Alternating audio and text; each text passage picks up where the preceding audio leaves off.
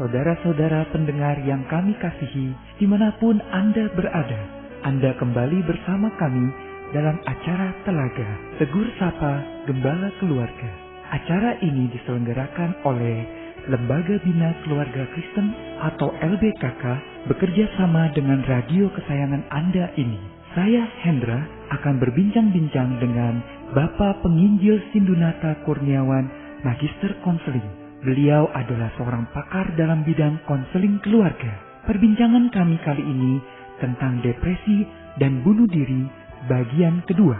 Kami percaya acara ini pasti bermanfaat bagi kita sekalian. Dan dari studio kami mengucapkan selamat mengikuti. Pak Sindu, pada perbincangan kita yang sebelumnya, Pak Sindu telah menjabarkan contoh-contoh gejala-gejala dari depresi yang harus diwaspadai dan dipahami. Lantas Pak Sindu, kalau kita telah mendapatkan diri kita atau menemukan gejala tersebut ada pada orang lain yang berada di dekat kita, apa yang perlu kita lakukan selanjutnya? Dalam hal ini, Pak Indra, dalam taraf yang ringan, kita bisa menolongnya atau mungkin menolong diri kita yang mengalami depresi itu dengan cara mengangkat suasana hati kita yang suram dan kelabu untuk menjadi lebih cerah dan hidup. Maka praktisnya kita bisa usahakan untuk bangun pagi, berjemur di bawah matahari pagi, dan kita berolahraga. Bisa dalam bentuk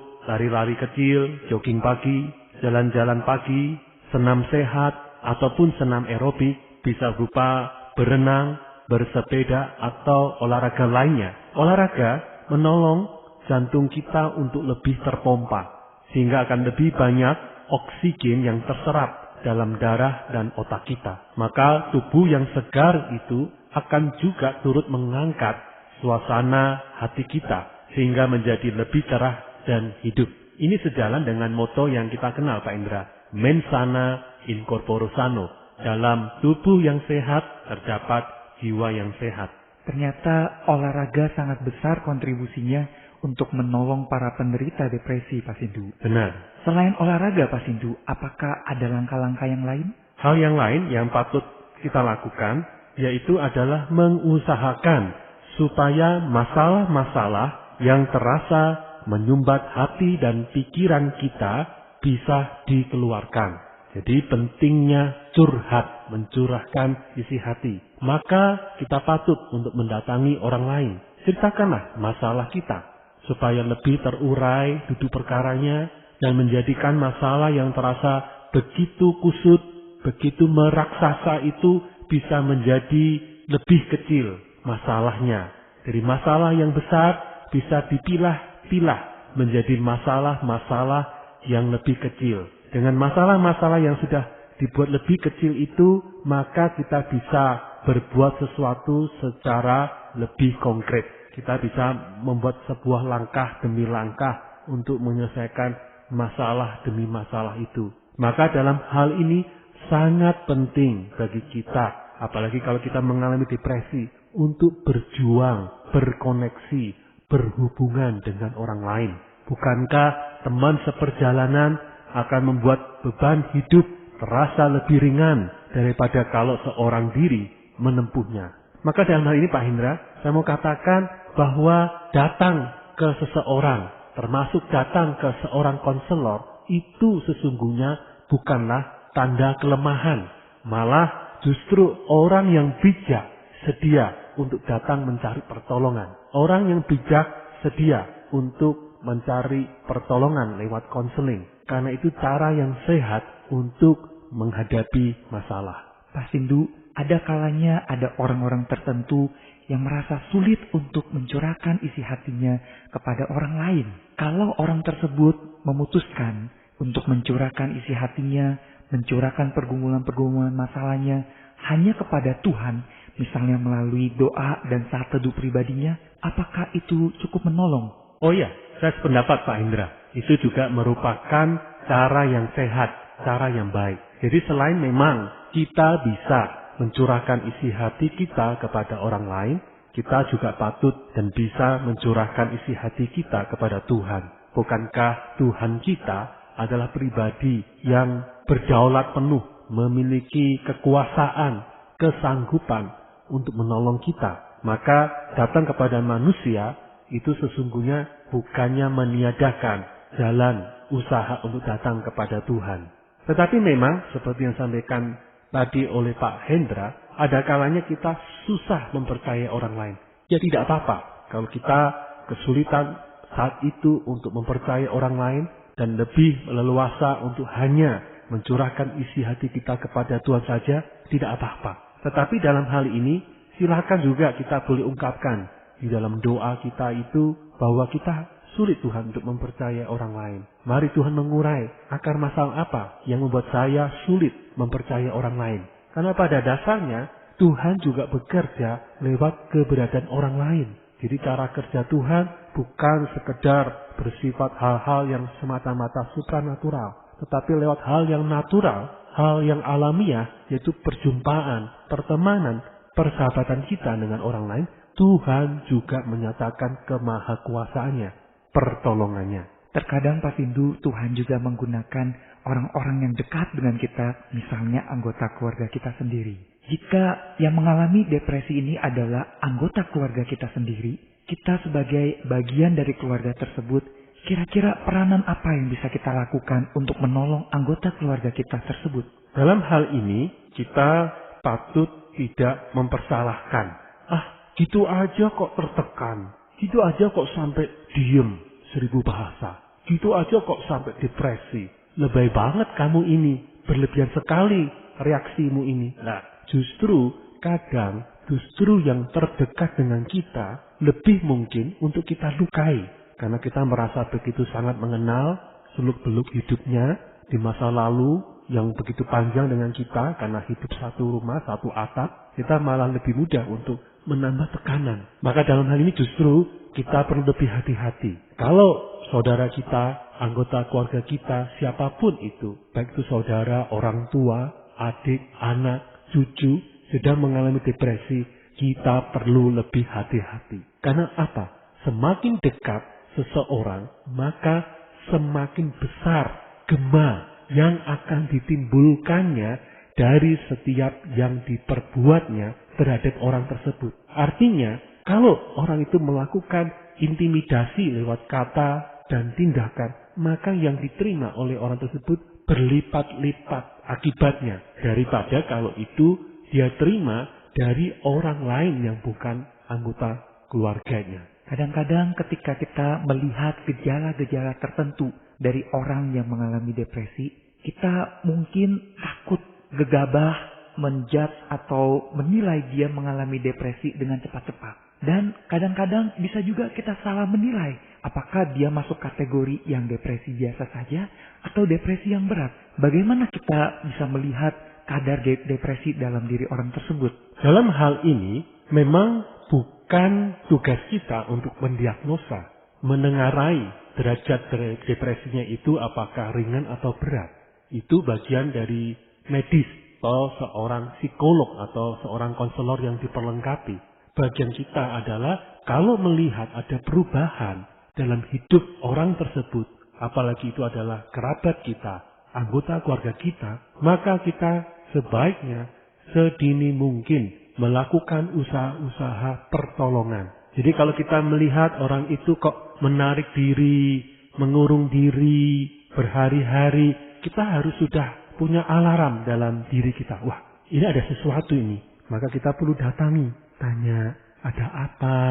Kalau beritahu apa yang sedang kamu alami? Kok saya lihat ada perubahan?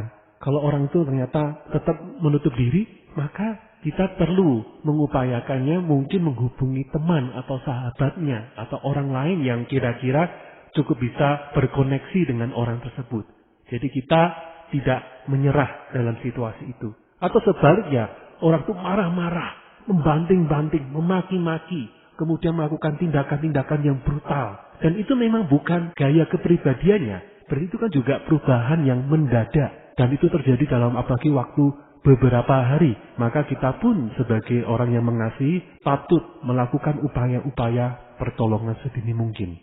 Jadi apakah boleh saya simpulkan bahwa dengan mengumpulkan gejala-gejala yang Bapak sebutkan dalam perbincangan sebelumnya, jika 3 gejala utama tersebut terdapat dalam orang yang kita amati, kita bisa menyimpulkan bahwa orang tersebut mengalami gangguan depresi. Benar Pak Hendra. Jadi ada 3 gejala utama yang sudah saya bahas dalam kesempatan yang lalu, yaitu kehilangan minat terhadap hal-hal yang dulu disukai, yang kedua kehilangan energi, yang ketiga suasana perasaan murung, dan ini terjadi minimal dalam waktu 2 minggu, maka kita sudah bisa menengarai bahwa orang tersebut mengalami gangguan depresi. Bagaimana kalau taraf depresinya sudah sangat menekan? Dalam hal ini sudah membutuhkan orang tersebut bantuan medis dokter. Dokter diantaranya akan memberikan obat jenis antidepresan. Dalam hal ini orang tersebut patut ikut sepenuhnya saran dan dosis pemberian obat yang diberikan sang dokter. Pak Sindu, jika dikaitkan dengan dokter, kadang muncul kekhawatiran bahwa penggunaan obat untuk mengatasi depresi akan menciptakan ketergantungan obat dan sekaligus bukan merupakan tindakan yang mempercayai kuasa Allah. Bagaimana pandangan Pak Sindu mengenai hal ini?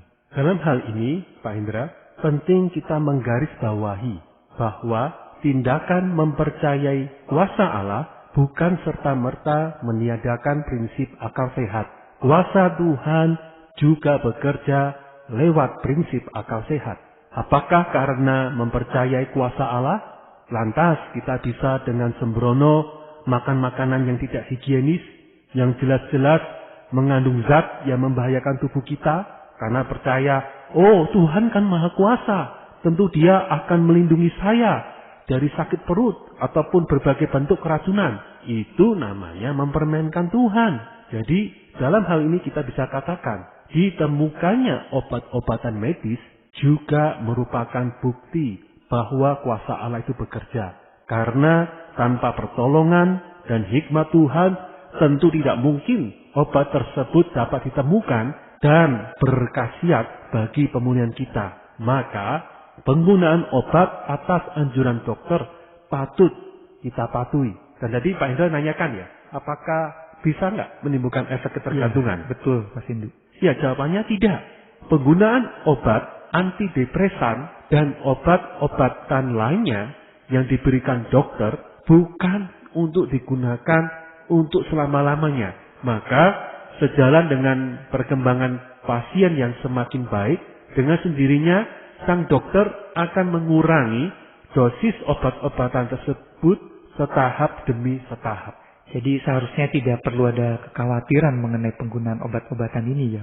Nah Pak Sindu, apakah selalu orang yang mengalami depresi akan berujung bunuh diri? Dan orang yang bunuh diri pasti karena depresi. Ya, jadi memang penyebab bunuh diri 80% itu adalah karena depresi. Dan dalam hal ini memang bisa kita katakan bahwa mayoritas orang bunuh diri itu karena depresi. Sementara itu, orang yang mengalami depresi dalam jangka waktu yang berkepanjangan itu bisa berujung pada tindakan bunuh diri. Bagaimana mengetahui tanda-tanda orang yang mengalami depresi ini akan melakukan tindakan bunuh diri? Dalam hal ini, Pak Indra, ada sejumlah tanda-tanda yang bisa kita tengarai. Yang pertama, orang tersebut mengasingkan diri dari lingkungan sosial. Mereka yang biasanya bergaul secara baik, akrab, kemudian kok tiba-tiba mulai terjadi perubahan, bersikap tertutup, menyendiri, menarik diri dari lingkungan pergaulannya. Itu tanda yang pertama. Tanda yang kedua, terjadi perubahan pola tidur, pola makan. Yang ketiga, sikap dan perilakunya berubah. Misalnya dulunya penurut, tapi tiba-tiba menjadi orang yang brutal. Atau sebaliknya, orangnya begitu sangat ceria, sangat aktif bekerja, sangat tanggap, tetapi terjadi perubahan di mana orangnya menjadi lesu, murung, menjadi orang yang serba menghindar dari kehidupan sosialnya dengan orang lain. Yang keempat, orang tersebut kedapatan mulai sering terlibat dalam kegiatan-kegiatan yang membahayakan hidupnya. Jadi seperti Kalau mengendarai mobil, sepeda motor, biasanya cukup aman, cukup stabil. Tapi kemudian kita lihat perubahan yang drastis. Orang itu sangat sembrono dan itu berulang-ulang. Jadi seperti ada kesengajaan untuk mencari cara mencelakai dirinya. Nah, dalam hal ini merupakan salah satu tanda bahwa orang itu ada kemungkinan sedang melakukan usaha tindakan bunuh diri. Selain itu, tanda yang lain, orang tersebut itu sering kedapatan dalam percakapannya dengan kita ataupun dengan orang lain menyalahkan dirinya sendiri. Ya memang ini gara-gara aku sehingga gagal. Ini gara-gara aku sehingga keluargaku bermasalah. Ini gara-gara aku sehingga perusahaan mengalami banyak kerugian. Ada rasa harga diri yang terasa semakin jatuh, semakin tidak berarti. Kemudian yang lain, tanda yang lain, yaitu bahwa orang itu secara langsung atau tersirat mengungkapkan keinginannya untuk mati. Udahlah, biarlah aku cepat mati saja. Biarlah aku segera. Toh orang pasti senang kalau nggak ada aku. Bukankah kita sering mendengar hal-hal seperti itu diucapkan dengan ringan oleh orang-orang yang ada di sekeliling kita? Kadang-kadang dengan sebuah celetukan saya ingin mati saja.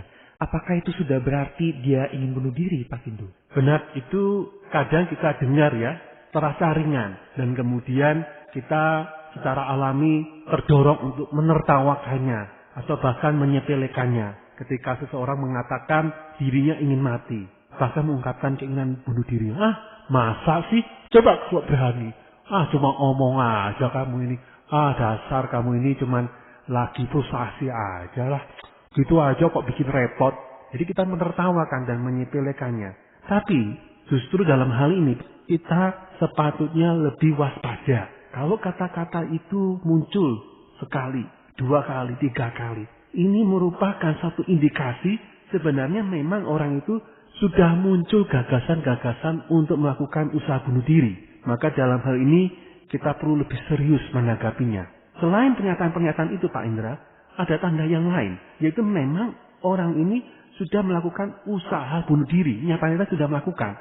Misalnya mengiris urat nadinya, menabrakkan diri, berusaha menggantung diri namun gagal, minum minuman pestisida dan gagal. Maka dalam ini kita sudah semakin tidak boleh bermain-main karena dia sudah jelas-jelas melakukan usaha-usaha tindakan bunuh diri. Ada tanda yang lain, Pak Indra, yang saya tambahkan terakhir, yaitu orang itu mungkin sudah mulai membuat wasiat. Warisan harus direncanakan sejak awal memang, tetapi ternyata dilakukan dalam situasi yang tidak lazim. Orang itu jelas masih muda, memberi pesan-pesan terakhir berkali-kali bahkan kepada orang-orang yang semestinya dia memang masih sangat muda, sangat energik. Kita patut untuk mempertanyakan, jangan-jangan memang orang itu sudah mulai muncul gagasan bunuh diri dalam benaknya. Apa yang bisa kita lakukan untuk menolong orang yang ingin bunuh diri ini, Pak Sindu? Yang pertama, Pak Indra, kita bisa menjadi pendengar yang baik. Jadi cobalah jadi pendengar yang baik. Dalam banyak kasus, orang yang ingin bunuh diri biasanya menarik diri dan tertutup. Maka kita perlu mencoba mendekatinya, menyadari, merasakan kepedihan hatinya, keputusasaan yang sedang dia alami. Kita patut untuk mendengar dan turut merasakannya. Kemudian kita patut juga mencoba secara halus menyebutkan bahwa diri kita melihat beberapa perubahan sikap dan perilakunya, dan kita mendorong dia untuk coba membuka diri, mencurahkan isi hati dan perasaannya kepada kita. Selain itu, kita bisa melakukan usaha yang lain, yaitu kita bisa menjauhkan orang tersebut dari benda-benda yang berbahaya, yang bisa menjadi alat untuk melakukan usaha bunuh diri. Karena biasanya pelaku bunuh diri, kalau melihat banyak alat yang bisa dipakai untuk melakukan tindakan bunuh diri itu ada di sekitarnya, itu membuat dirinya semakin mantap untuk melakukan usaha bunuh diri. Misalnya, lihat tali, pisau, cutter, senjata api, dan benda-benda tajam lainnya. Dalam ini juga, pertolongan yang bisa kita lakukan, yang terakhir adalah minta bantuan medis. Untuk kasus yang sudah cukup ekstrim, segeralah kita patut memanggil bantuan medis untuk menangani masalah orang tersebut. Kita bisa mencarikan pertolongan dari rumah sakit, dari dokter, dari polisi bahkan, dari orang-orang tertentu untuk segera mengamankan dan menangani secara medis. Pak Sindu, apakah hanya dialami oleh orang-orang dewasa kasus depresi dan bunuh diri ini, Pak Sindu? Ya Pak Indra, memang sebuah hal yang membuat hati kita miris ya. Bahwa ternyata kasus usaha-usaha bunuh diri ini juga bisa dilakukan oleh orang-orang yang lebih muda. Baik itu remaja, bahkan anak-anak kecil. Dulu kita menengarai itu hanya terjadi di negara-negara yang lebih maju. Misalnya di Jepang, misalnya di Singapura. Sama-sama negara Asia, tapi dalam kondisi yang lebih maju secara teknologi dan perekonomiannya. Dikatakan mereka maju karena kehidupan semakin sejahtera. Tetapi semakin sejahtera, tekanan, arti pentingnya sukses secara lahiriah itu sangat ditekankan. Mengalami akhirnya kekosongan jiwa. Sehingga anak-anak remaja, bahkan anak-anak usia SD pun bisa mengalami rasa kegagalan. Akhirnya tertekan, depresi, dan melakukan usaha bunuh diri. Karena mereka merasa gagal dalam sekolahnya, dan itu berarti mereka gagal dalam seluruh hidupnya. Ternyata fenomena itu juga sudah semakin kita lihat di negeri kita. Kasus-kasus bunuh diri di antara remaja dan juga anak-anak usia SD sudah semakin meninggi angkanya. Jadi memang kasus depresi dan termasuk bunuh diri itu tidak mengenal batasan usia, tidak mengenal batasan jenis kelamin, tidak mengenal batasan status sosial ekonomi, termasuk tidak mengenal batasan iman kepercayaan. Pak Sindu, jika demikian halnya bahwa depresi dan bunuh diri ini tidak mengenal batas usia, bagaimana kita bisa mengamati tanda-tanda itu dalam diri anak-anak yang jelas karakternya berbeda dengan orang dewasa, Pak Sindu? Dalam hal ini, Pak Hendra, penting bagi kita sebagai orang dewasa, apalagi orang tua, untuk rajin mengembangkan komunikasi dengan anak kita. Kalau kita rajin melakukan komunikasi, misalnya sepulang dia di sekolah, di saat sore hari, malam hari kita ngobrol, gimana nak, kabarmu di sekolah, ada apa, gimana temanmu yang bernama ini, gimana pelajaranmu, dan itu sering kita lakukan dari hari ke hari, maka sebenarnya tanda-tanda apakah anak kita mengalami depresi atau tidak, sangat mudah kita kenali. Perubahan suasana hatinya bisa kita cepat kenali. Oh, aduh Pak, aku tadi kok merasa gagal, aku merasa tadi tidak mampu mencapai angka ulangan yang seperti Papa inginkan. Nah, itu kan sudah mulai tanda kekecewaan. Kita bisa mengatakan, oh enggak apa-apa, yang penting kamu sudah usaha. Nah, itu sedini mungkin sudah kita lakukan pencegahan, belum sampai taraf depresi. Dengan cara itu kita kembali bisa melakukan deteksi awal. Maka sangat ironi kalau orang tua tidak pernah mengembangkan komunikasi. Karena terjadi kan di dalam bahkan negara yang di dalam situasi kita yang sudah lebih sejahtera, yang penting pokoknya uang, aku berikan uang, aku berikan fasilitas.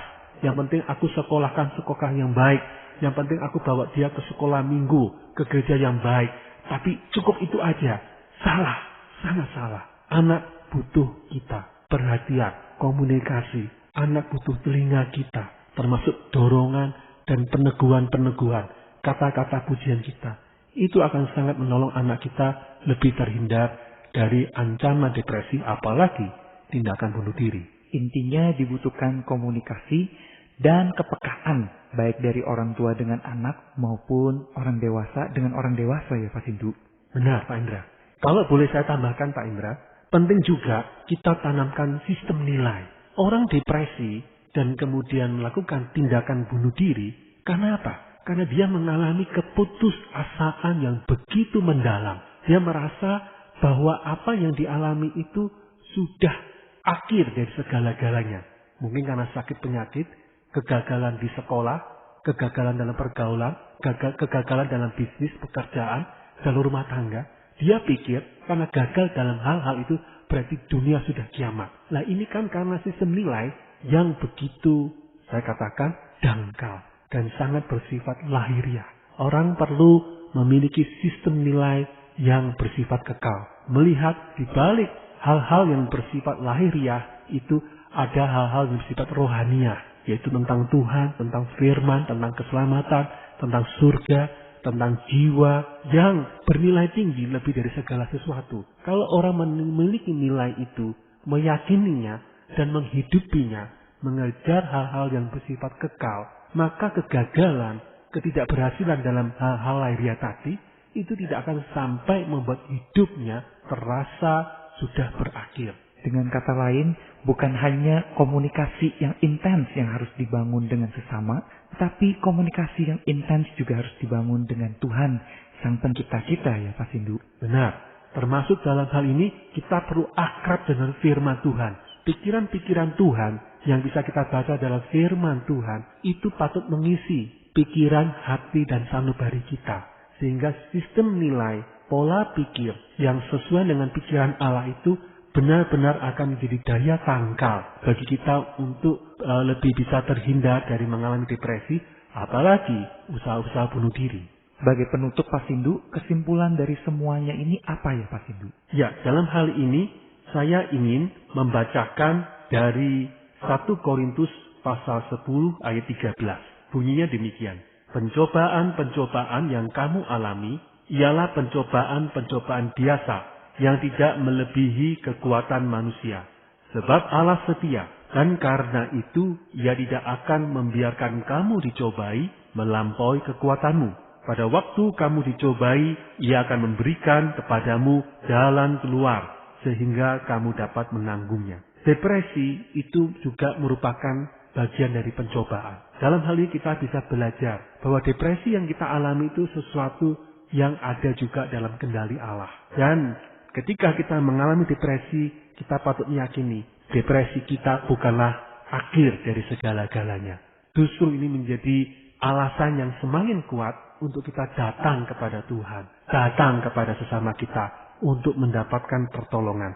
Karena kita yakin di balik depresi kita ada jalan keluar yang Tuhan akan sediakan dan sudah sediakan. Sehingga kita bisa menghadapinya, menang atas depresi kita itu. Terima kasih Pak Sindu untuk perbincangan ini. Para pendengar sekalian, terima kasih Anda telah mengikuti perbincangan kami dengan Bapak Penginjil Sindunata Kurniawan, Magister Konseling dalam acara Telaga.